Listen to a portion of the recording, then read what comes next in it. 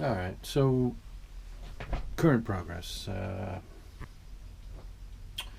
We have the red painted onto the cowling. I think in the last video I talked about it, but I wanted to well, show you. I've got the other propeller done, so both props are now finished. There's the Williams Brother motor, and to this I've added the two exhaust extensions.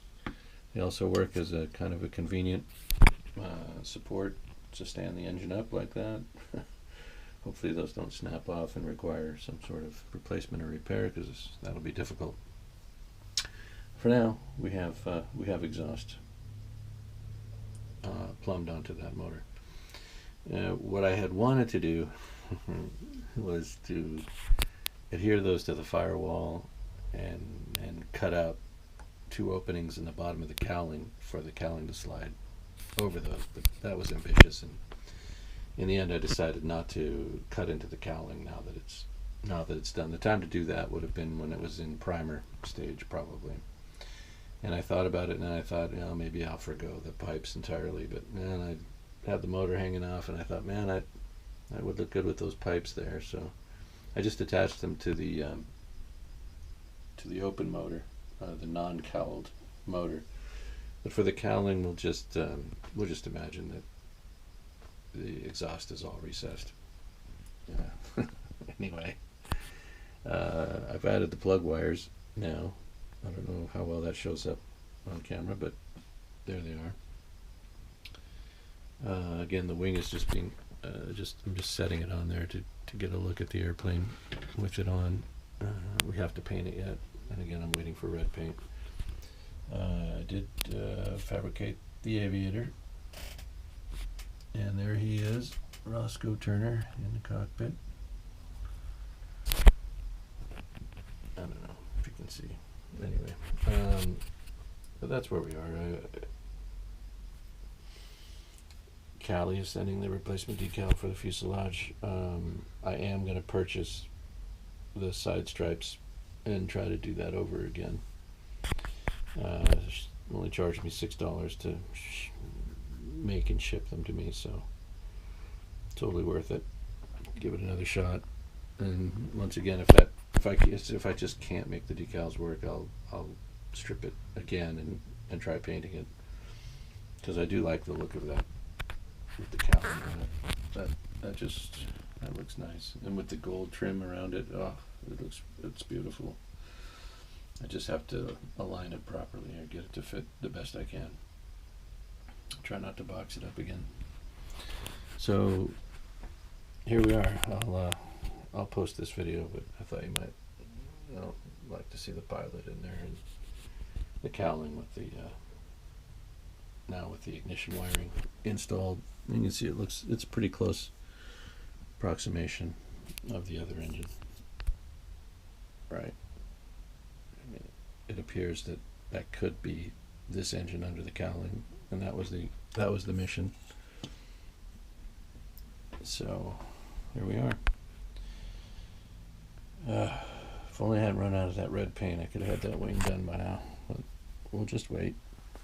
I've got the decals set aside. I've actually got them pressed into the book, Revolution in the Sky, which is an outstanding story all about the Lockheed Air Express and Vega and all the different variations they did on this. This was the first Lockheed aircraft, and it was successful. It was a game changer. So just a milestone in aviation in the golden age, just right at the outset.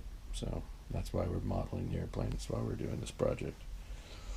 The book is Revolution in the Sky. I don't have it in front of me. I'll at some point I'll put it maybe in the description, the author's name, and you can find copies of it. I got mine from the library, which I'm not going to return it to the library. Nobody's using the library, so I won't return that until it's open again. So I've had the book for quite a while. They stopped sending me notices. It's been months. I got it right when I got the kit. I wanted to read up on it, at the same time as I was going over the materials in the box and looking at the plan, I wanted to try to get a sense of what it was about, and I really had no idea what an amazing airplane this is. And that book just spells it out. It's just incredible. So all the people involved in it, Lockheed, Jack Northrop,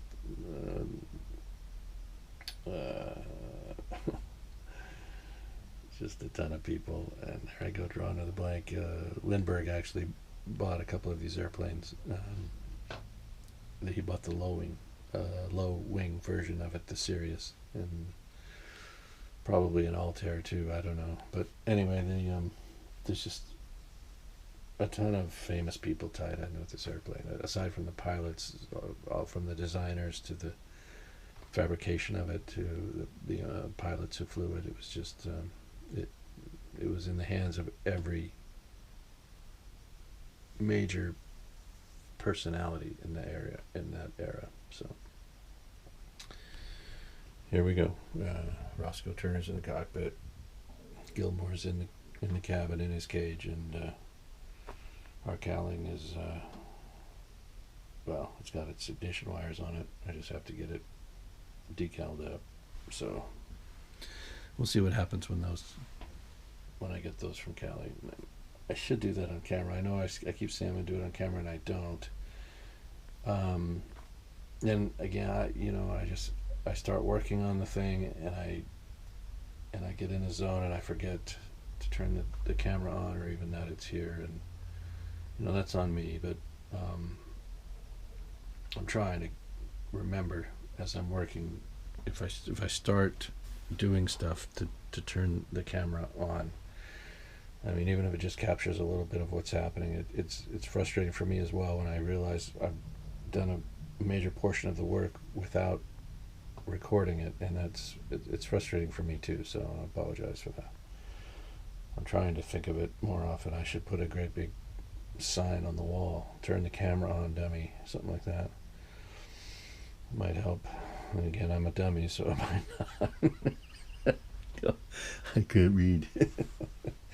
So anyway, if you think of questions to ask, if anybody watching these videos has any, and I get feedback through the forums, through Virtual Aerodrome. Some of the guys, hey, and I saw your video, and I think this and that, and that's awesome. I love that. I need all the help I can get. Sometimes I do things, I learn how to do tricks, and then further along I forget the tricks that I've learned, and I make bonehead mistakes that they're based on things that I should have known, or that I used to know and have forgotten. And so if anybody's watching them, has suggestions, has ideas, or has questions about what I'm doing, or what they might have missed, or what I forgot to record, just ask. Just on the channel, where if you follow along in any of those forums, the Gillow forum, Guillow, Gillows makes these kits. I built the Aranca is one of those. It's a Gillows. Virtual Aerodrome is another one. Stick and Tissue is another one. These are all the forums where I have posted work in progress pictures, photographs of these of the models I built, since the channel, but also a lot of them before the channel, a dozen or so before the channel. So it's a good resource. Those forums where the manufacturers, now Dumas. I keep saying Dumas, and I know it's Dumas, but I am not French, so I say Dumas because I'm a dumbass. But Dumas doesn't have a forum per se. They have a Facebook page, and there's a few of my planes on their Facebook thing too. So you can go to Dumas, Dumas, on Facebook, and there's a couple of the projects I've worked on there under Haywood. I don't know if they use Haywood, but you can check that out. What else? That's pretty much it. Those are the top 3 or 4 that I go looking for trouble on. So I hope you like the kit, the project, the work. It does continue. Waiting for paint for that beautiful wing. That looks like a Northrop wing, doesn't it? For anybody who knows Jack Northrop and the flying wing, it looks like he just took that and elongated it at the front here, stretched it that way, and made a flying wing based on that initial concept right there. That's just a razor. It's a beautiful wing. So I need red paint for that. I've got decals for it. Callie's sending me the replacement side decals here, and the replacement for this that I botched that we'll try again on. You know, if at first you don't succeed, something. Anyway, thanks for watching. I know I'm not funny,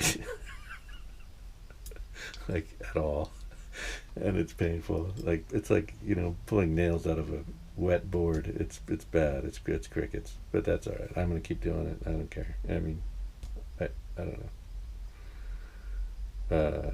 Enjoy, and thank you for watching my videos.